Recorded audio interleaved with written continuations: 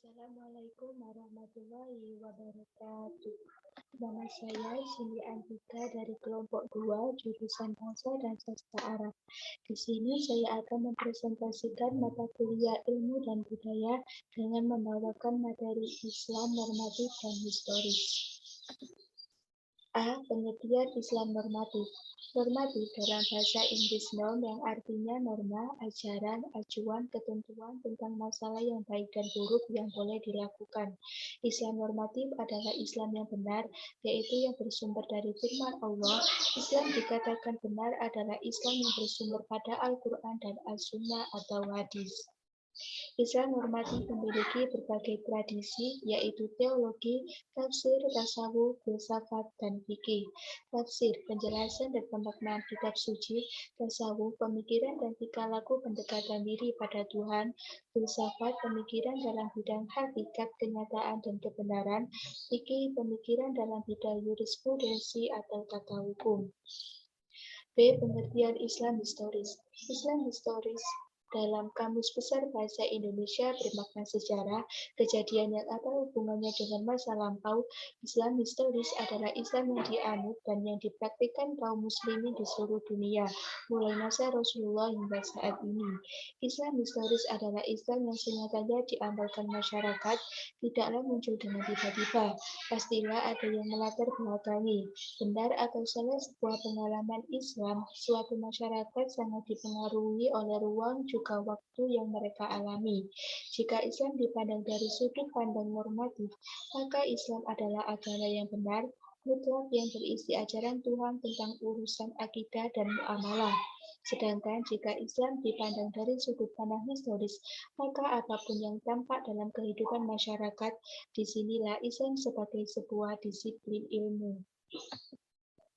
Kajian Islam historis melahirkan tradisi disiplin studi empiris antara lain antropologi agama, pemahaman tingkah laku manusia beragama yang berhubungan dengan kebudayaan, sosiologi agama, pemahaman sistem relasi sosial masyarakat yang berhubungan dengan agama, psikologi agama, pemahaman aspek-aspek kewajiban yang berhubungan dengan agama.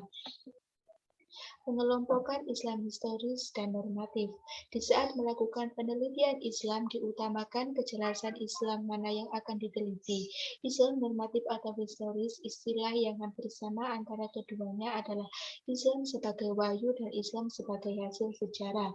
Sebagai wahyu yang maksudnya adalah wahyu ilahi yang diwahyukan kepada Rasulullah untuk keselamatan dan kebahagiaan umat di dunia dan akhirat.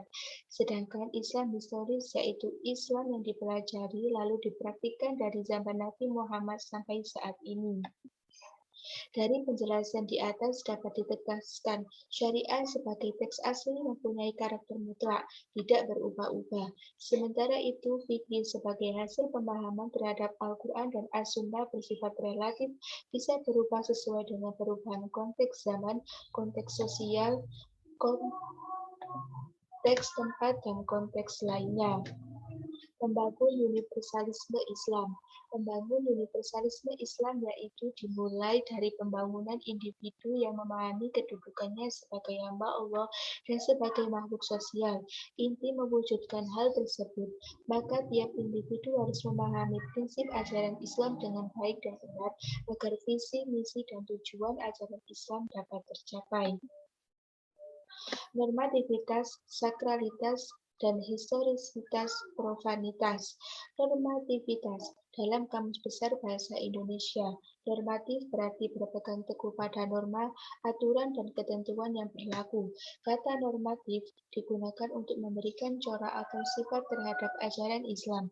Islam normatif adalah Islam pada dimensi sakral yang diakui adanya realitas transcendental yang bersifat mutlak dan universal, melampaui ruang dan waktu atau sering disebut realitas ketuhanan. Kajian Islam normatif melahirkan tradisi teks yaitu tafsir, teologi, fikih, tasawuf, dan filsafat. Sakralitas. Sakralitas adalah suatu bentuk budaya yang menghormati Sang Pencipta serta pemujaan tak hanya di dunia ini.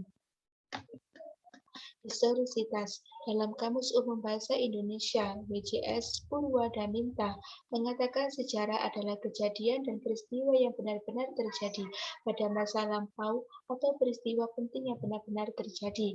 Definisi tersebut terlihat menekankan kepada materi peristiwa yang tanpa mengaitkan dengan aspek lainnya. Islam historis atau Islam sebagai produk sejarah adalah Islam yang dipahami dan Islam yang dipraktikkan kaum muslim di seluruh penjuru dunia mulai dari masa Nabi Muhammad sampai sekarang. Profanitas. Menurut Kamus Besar Bahasa Indonesia atau KBBI, arti kata profanitas adalah kebencian akan hal-hal yang dikuduskan. Arti lainnya dari profanitas adalah sekularitas. Profanitas memiliki arti dalam bidang ilmu psikologi. Profanitas memiliki arti dalam bidang kelas nomina atau kelas benda sehingga profanitas dapat menyatakan nama dari seseorang, tempat atau semua benda dan segala hal yang dibendakan. Pendekatan ilmiah dan fenomenologi keagamaan. Pendekatan fenomenologi berusaha mempelajari dan memahami berbagai gejala seperti apa adanya dengan cara membiarkan manifestasi-manifestasi pengalaman agama berbicara bagi dirinya sendiri. Pendekatan ini muncul pada akhir abad ke-20, terutama karena pengaruh filsafat yang dikembangkan Edmund Husserl. Fenomenologi lahir dan diterapkan dalam studi agama sebagai suatu metode penelitian ilmiah yang dilawankan dengan pendekatan-pendekatan teologis. Ada dua hal yang menjadi tujuan pendekatan fenomenologi. Pertama, dapat dikatakan bahwa fenomenologi merupakan metode untuk memahami agama orang lain dalam perspektif netralitas dan menggunakan referensi orang yang bersangkutan untuk mencoba melakukan rekonstruksi dalam dan menurut pengalaman orang lain tersebut. Aspek kedua dari pendekatan fenomenologi adalah mengkonstruksi rancangan taksonomi untuk mengklasifikasikan fenomena masyarakat beragama dan berbudaya. Pusat perhatian fenomenologi agama sebenarnya hanya terfokus pada pencarian esensi, makna dan struktur fundamental dari pengalaman keberagaman manusia. Di dalam pengalaman keberagaman manusia tersebut terdapat esensi yang dapat diuraikan yang merupakan struktur fundamental keberagaman manusia. Pendekatan fenomenologi dapat diartikan sebagai upaya-upaya yang dilakukan untuk melahirkan satu disiplin tersendiri yang objektif dalam kajian agama yang disertai dengan metodologis pula. Mudahnya, pendekatan fenomenologi adalah pendekatan yang mencoba menggabungkan sifat-sifat objektif dan subjektif yang ada dalam setiap pengkaji agama. Contoh pendekatan fenomenologi diantaranya satu, pertama acara tahlilan adalah acara doa bersama yang diadakan di rumah keluarga orang yang meninggal. Kedua, berziarah, yakni berkunjung ke makam atau kuburan untuk mendoakan atau almarhumah.